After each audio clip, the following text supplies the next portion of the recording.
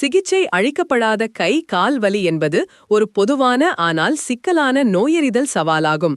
இது சாதாரண நிலைகள் முதல் கை கால்கள் அல்லது உயிரை காப்பாற்றும் அவசர நிலைகள் வரை இருக்கும். காரணத்தை துல்லியமாக கண்டறிந்து சிகிச்சையை தொடங்க ஒரு முறையான மதிப்பீடு அவசியம். இந்த பகுதி வலி ஏற்படும் காரணங்கள், மதிப்பீட்டு நெறிமுறைகள் மற்றும் முக்கியமான அபாய அறிகுறிகள் ஆகியவற்றில் கவனம் செலுத்தி கை கால் வலியை மதிப்பிடுவதற்கான ஒரு விரிவான கட்டமைப்பை கோடிட்டு காட்டுகிறது. இரத்த நாள அவசர நிலைகள் கருத்தில் கொள்ள வேண்டிய மிக முக்கியமான காரணங்களாகும். திடீர் தமனி அடைப்பு என்பது திடீர் கடுமையான வலி மற்றும் இரத்த ஓட்டக்குறைவின் அறிகுறிகளான குளிர்ச்சி, வெளிரிப்போதல் மற்றும் துடிப்பு இல்லாதது ஆகியவற்றை கொண்டுள்ளது. இது உடனடி தலையீடு தேவைப்படும் ஒரு கை கால் ஆபத்தான அவசர நிலை. இந்த அறிகுறிகளை ஆரம்பத்திலேயே கண்டறிவது ஒரு கை காலை காப்பாற்றுவதற்கும் நிரந்தர செயல்பாட்டு இழப்புக்கும் இடையிலான வித்தியாசமாகும். கை காலை பாதுகாக்க சரியான நேரத்தில் நோயறிதல் மிக முக்கியமானது. சிரை நோய், குறிப்பாக ஆழமான சிரை இரத்த உறைவு, பெரும்பாலும் வீக்கம், மென்மை மற்றும் வெப்பத்தை ஏற்படுத்துகிறது. இது தமனி பிரச்சனைகளை விட அவசரமாக தோன்றாமல் இருக்கலாம். டிவிடி நுரையீரல் இரத்த உறைவுக்கான குறிப்பிடத்தக்க ஆபத்தை கொண்டுள்ளது. உயிரை காப்பாற்றும் சிக்கல்களை தடுக்க சுற்றியுள்ள வீக்கம் மற்றும் குறிப்பிட்ட மென்மையை கண்டறிவது முக்கியம். ஒரு பக்க கை கால் வீக்கமுள்ள நோயாளிகளுக்கு சிரை இரத்த உறைவுகளுக்கு எப்போதும் அதிக சந்தேகத்தை பராமரிக்கவும். தொற்றுகள் மற்றொரு நோயறிதல் அடுக்கை வழங்குகின்றன. செல்லுலிடிஸ் பொதுவாக சிவத்தல் மற்றும் வெப்பத்தின் ஒரு குறிப்பிட்ட பகுதியாக வெளிப்படுகிறது. இருப்பினும் ஆழமான மென்மையான திசு தொற்றுகள் மிகவும் கடுமையானவை, பெரும்பாலும் குறிப்பிடத்தக்க முறையான நோய் மற்றும் நச்சுத்தன்மையை ஏற்படுத்துகின்றன. ஒரு எளிய தோல் தொற்றுக்கும் ஆழமான பரவும் செயல்முறைக்கும் இடையில் வேறுபடுத்துவது நோயாளியின் பொருத்தமான ஆன்டிபயோட்டிக் சிகிச்சை அளவை அல்லது சாத்தியமான அறுவை சிகிச்சை தீர்மானிக்க அவசியம். நரம்பியல் ஆதாரங்கள் மற்றும் பரிந்துரைக்கப்பட்ட வலியையும் நிராகரிக்க வேண்டும். ரேடிகுலோபதி அல்லது நரம்பு வேர் அழுத்தம் ஒரு குறிப்பிட்ட டெர்மட்டால் வடிவத்தை பின்பற்றும் வலியை ஏற்படுத்துகிறது. இது பெரும்பாலும் முதுகுவலி மற்றும் மாற்றப்பட்ட அனிச்சைகளுடன் சேர்ந்திருக்கும். கூடுதலாக மற்ற உறுப்புகளிலிருந்து பரிந்துரைக்கப்பட்ட வலியை கருத்தில் கொள்ளுங்கள். எடுத்துக்காட்டாக, கடுமையான கரோனரி இரத்த ஓட்டக்குறைவு கைவலியாக மட்டுமே வெளிப்படலாம். இது விளக்கப்படாத கை அசௌகரியத்திற்கு பரந்த நோயறிதல் பார்வை அவசியமாக்கிறது. விரிவான மதிப்பீடு வலியின் தொடக்கம், கால அளவு, தரம் மற்றும் இருப்பிடத்தை வகைப்படுத்த ஒரு விரிவான வரலாற்றுடன் தொடங்குகிறது.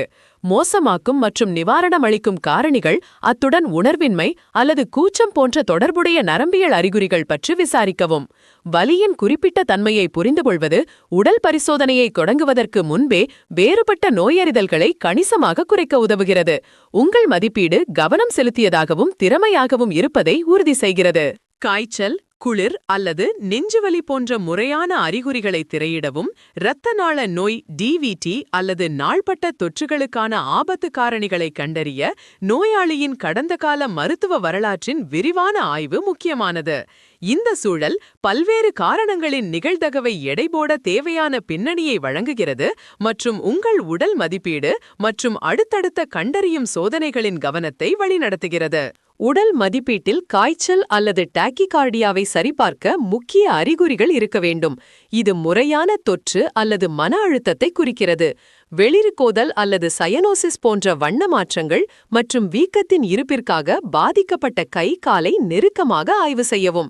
பாதிக்கப்பட்ட கை காலை ஆரோக்கியமான ஒன்றுடன் ஒப்பிடுவது தீவிரத்தன்மை குறித்த உடனடி காட்சி குறிப்புகளை வழங்குகிறது மற்றும் ஒரு பக்க மற்றும் இருபக்க நோயியலை விரைவாக அடையாளம் காண உதவுகிறது.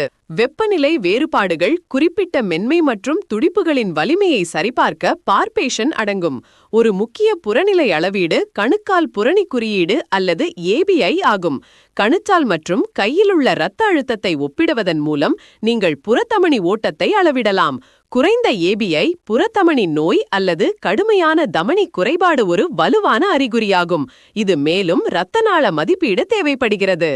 தசை வலிமை, உணர்வு மற்றும் இரு கை கால்களிலும் உள்ள அனிச்சைகளை மதிப்பிடுவதற்கு ஒரு ஒப்பீட்டு நரம்பியல் பரிசோதனை அவசியம். இது தசைக்கூட்டு பிரச்சினைகள் மற்றும் ரேடிகுலோபதி போன்ற நரம்பியல் ஈடுபாடு ஆகியவற்றை வேறுபடுத்த உதவுகிறது. இந்த கண்டுபிடிப்புகளை ஆவணப்படுத்துவது முன்னேற்றத்தை கண்காணிப்பதற்கான ஒரு அடிப்படையை வழங்குகிறது மற்றும் நுட்பமான குறைபாடுகள் கவனிக்கப்படாமல் இருப்பதை உறுதி செய்கிறது. எந்தவொரு மருத்துவ சூழலிலும் ஒரு முழுமையான கை கால் வலி மதிப்பீட்டின் ஒரு மூலக்கல்லாகும் துல்லியமான நரம்பியல் சோதனை. உங்கள் கண்டுபிடிப்புகளை ஒருங்கிணைப்பது வேறுபட்ட நோயெறிதலை குறைக்க உங்களை அனுமதிக்கிறது. தொடக்கத்தின் தீவிரம் ஒரு முதன்மை வேறுபாடு ஆகும். திடீர் கடுமையான வலி, கடுமையான தமனி இரத்த ஓட்டக்குறைவு அல்லது கடுமையான ரேடிகுலோபதியை வலுவாக பரிந்துரைக்கிறது. வெளிரிப்போதல் மற்றும் துடிப்பு இல்லாதது போன்ற இரத்த நாள அறிகுறிகளின் இருப்பு நேரடியாக இரத்த ஓட்டக்குறைவை குறிக்கிறது. அதே நேரத்தில் டெர்மடோமால் வலி வடிவத்தின் சூழலில் அவற்றின் இல்லாமை நரம்பியல் தோற்றம் மிகவும் சாத்தியம் என்று பரிந்துரைக்கிறது. அலர்ச்சியுடன் கூடிய துணை கடுமையான வலி, சிவத்தல் மற்றும் வெப்பம் போன்றது அலர்ச்சி செயல்முறையை பரிந்துரைக்கிறது. குவியமான கண்டுபிடிப்புகள் செல்லுலிடிஸை குறிக்கின்றன. அதே நேரத்தில் சுற்றியுள்ள வீக்கம் டிவிடிக்கு மிகவும் அறிகுறியாகும்.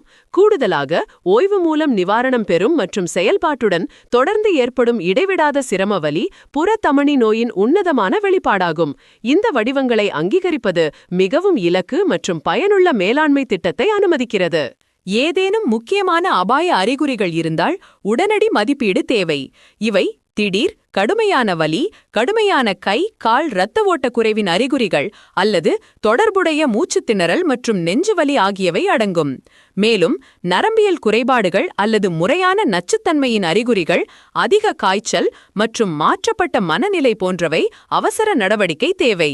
பேரழிவு விளைவுகளை தடுப்பதற்கும் விரைவான சிறப்பு தலையீட்டை உறுதி செய்வதற்கும் இந்த குறிகாட்டிகளை ஆரம்பத்திலேயே கண்டறிவது அவசியம்.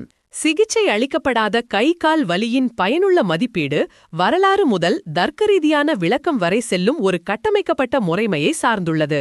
இந்த கட்டமைப்பு காரணங்களை வகைப்படுத்துதல், வலி தீவிரத்தை ஒரு வடிகட்டியாக பயன்படுத்துதல் மற்றும் அபாய அறிகுறிகளை தேடுதல் ஆகியவற்றை உள்ளடக்கியது.